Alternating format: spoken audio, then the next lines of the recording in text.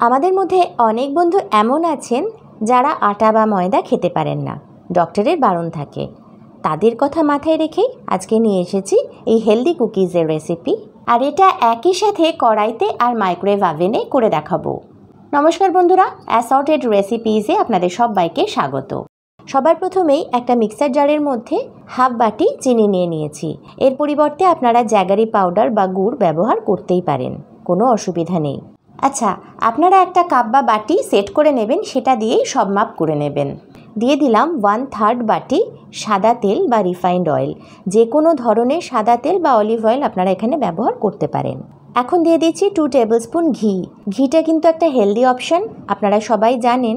আপনারা চাইলে পুরোটা ঘি দিয়েও করতে পারেন, অথবা এখানে চাইলে বাটারও দিতে পারেন। তবে সাদা তেল আর ঘি মিশিয়ে করলে কুকিজগুলো কিন্তু যথেষ্ট ভালো হয় খেতে। এখন একটা বিটারের সাহায্যে চাইলে আপনারা এটাকে বিট করে একদম ফোমি টেক্সচারের করে নিতে পারেন, অথবা আমি যেমন মিক্সিতে 1.5-2 মিনিটের মতন এটাকে ব্লেন্ড করে এইভাবেও আপনারা এটাকে এরকম ক্রিমি টেক্সচারে নিয়ে আসতে পারেন। কুকিজ বা বিস্কিট বানানোর সময় এই একটা জিনিস কিন্তু ভীষণ ইম্পর্ট্যান্ট, এটা কিন্তু খুব সুন্দরভাবে করে নিতে হবে। মানে যত সুন্দরভাবে জিনিসটা ব্লেন্ড হবে আর ফ্লাফি হবে, তত কুকিজ বা বিস্কিট ভালো হবে। একটা মিক্সিং বলে একটা চালনি রেখেছি, আর তাতে ওই একই বাটিতে মেপে হাফ বাটি দিয়ে দিচ্ছি বেসন। এতে দিয়ে দিচ্ছি 1 চা চামচ নুন, 1 চা চামচ দিয়ে দিচ্ছি বেকিং পাউডার, আর 1/4 চা চামচ দিয়ে দিচ্ছি বেকিং সোডা। সব কিছু খুব সুন্দরভাবে চেলে নিচ্ছি। এখন একটা চামচের সাহায্যে সব কিছু ভালোভাবে মিশিয়ে নিলাম। এবার দিয়ে দিচ্ছি 1 বাটি ওটস। যে ইনস্ট্যান্ট রোলড ওটস আমরা সকালে ব্রেকফাস্টের জন্য ব্যবহার করি, সেই ওটস এখানে ব্যবহার করলেই হবে। সব কিছু ভালোভাবে মিশিয়ে নিলাম। এখন এর মধ্যে চিনি, সাদা তেল আর ঘিয়ের মিশ্রণটা দিয়ে দিচ্ছি। একটু চামচ দিয়ে ভালোভাবে মিশিয়ে নিলাম, আর তারপর হাত ব্যবহার করে একদম হালকা হাতে সব কিছু মিশিয়ে নিতে হবে। খেয়াল রাখবেন বন্ধুরা, কোনো অবস্থাতেই ঠেসে ঠেসে মাখবেন না। আর একটু পরেই দেখবেন এরকম মুঠো করতে পারবেন, এমন কনসিস্টেন্সির একটা ডো পেয়ে যাবেন। এইরকমভাবে যদি কম্বাইন না করতে পারেন একসাথে, তাহলে আরও অল্প একটু সাদা তেল দিয়ে এটা মেখে নেবেন, দেখবেন ঠিক হয়ে যাবে।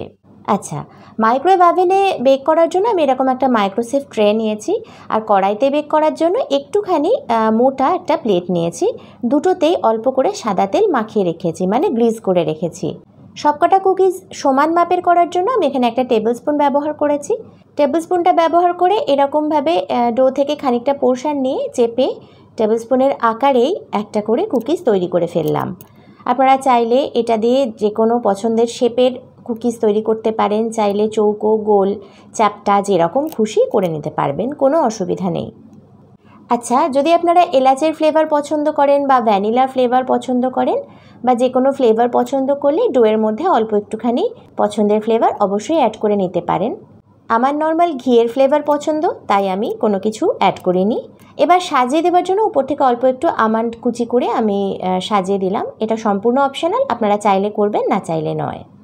কড়াইতে বেক করার জন্য একটা হেভি বেসের অ্যালুমিনিয়াম কড়াই নিয়েছি। কড়াইয়ের মধ্যে একটা স্ট্যান্ড রেখে ঢাকা দিয়ে মিনিট 2-3 জন্য এটাকে একটুখানি গরম করে নিচ্ছি। মাইক্রোওয়েভ ওভেনে করার জন্য ওভেনটাকে 170 ডিগ্রি সেন্টিগ্রেডে আমি প্রিহিট করে রেখেছি। এখন এই 170 ডিগ্রি সেন্টিগ্রেডেই এর মধ্যে কুকিজগুলো দিয়ে 15 মিনিটের মতন বেক করে নেব। তবে এই টাইমটা কিন্তু ডিপেন্ড করে, মানে ওভেন টু ওভেন ডিপেন্ড করে, তো আপনারা একটুখানি চেক করে নেবেন। 13 মিনিটের পর থেকে একটু চেক করে নিলেই বুঝতে পারবেন হয়ে গেছে না হয়নি। আমার 170 ডিগ্রি সেন্টিগ্রেডে 15 মিনিটে একদম পারফেক্ট কুকিজ তৈরি হয়, তো আমি সেই জন্য ওই টেম্পারেচার আর ওই টাইমিংটাই দিয়ে থাকি সাধারণত। এতক্ষণে কড়াইটাও গরম হয়ে গেছে, মানে প্রিহিট হয়ে গেছে। এর মধ্যে কুকিজগুলো দিয়ে 25 থেকে 30 মিনিটের মতন বেক করে নিতে হবে। মিনিট 20 আগে কিন্তু কোনোভাবেই ঢাকনাটা খুলবেন না, তাহলে এটা কিন্তু ঠিকভাবে বেক হবে না, আর ফ্লেমটা কিন্তু লোতে থাকবে। 15 মিনিট পরে মাইক্রোওয়েভ ওভেনে যে কুকিজগুলো তৈরি করেছি সেগুলো কিন্তু একদম তৈরি হয়ে গেছে। এগুলো এখন ভীষণ গরম, তাই একটা কুলিং র্যাকের মধ্যে বা ওয়াইয়ার্ড র্যাকের মধ্যে রেখে এগুলোকে ঠান্ডা করে নিচ্ছি। এদিকে প্রায় 25 মিনিট হয়ে গেছে, এই কুকিজগুলো একদম তৈরি হয়ে গেছে।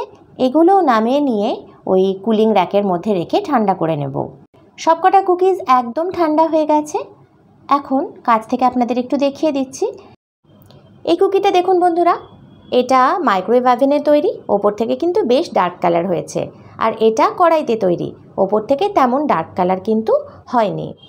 এখন উল্টো দিকটা দেখিয়ে দিচ্ছি। যে কুকিটা আমি কড়াইতে তৈরি করেছি তার নিচের দিকটা দেখুন ডার্ক কালার হয়েছে, আর যেটা ওভেনে তৈরি করেছি তার নিচের দিকটা ডার্ক কালার হয়নি। কিন্তু টেক্সচার আর খেতে সমস্তটাই একই রকম। এবার আসুন একটা ভেঙে দেখিয়ে দিচ্ছি। আওয়াজটা শুনলেন তো বন্ধুরা? আর কাছ থেকে ভালো করে দেখতেও পাচ্ছেন নিশ্চয়ই আপনারা। আমায় বোধহয় বলে দিতে হবে না যে এটা কতটা পারফেক্ট হয়েছে, কতটা খাস্তা মুচমুচে হয়েছে। তাহলে দেখলেন তো বন্ধুরা কত সহজে আটা ময়দা ছাড়াই ওটস আর অল্প একটু বেসন দিয়েই কত সুন্দর কুকিজ তৈরি করা যায়। আপনারা আছেন সুচিস্মিতার সাথে অ্যাসর্টেড রেসিপিজে। আর যদি আজকের রেসিপিটা ভালো লেগে থাকে, একটা লাইক আর অনেক অনেক শেয়ার সহ চ্যানেলটাকে অবশ্যই সাবস্ক্রাইব করবেন। আর হ্যাঁ, কুকিটা কেমন হয়েছে খেয়ে আমাকে কমেন্টে জানাতে কিন্তু একদম ভুলবেন না। আজ তাহলে এই পর্যন্তই, দেখা হবে আগামী পর্বে। Till then take care, bye by.